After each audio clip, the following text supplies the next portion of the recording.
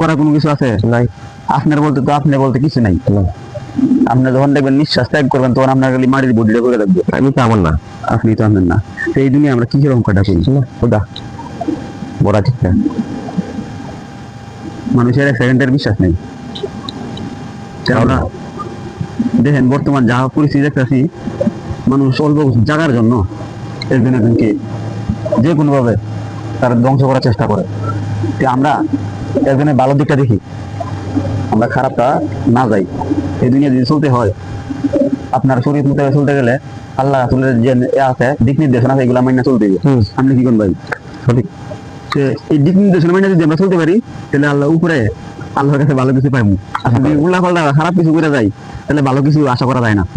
তো ভাই, যদি আমার কথাটা ভালো লাগে সবাই একটু দেখবেন আর আমাদের জন্য দোয়া করবেন। কি করেন ভাই?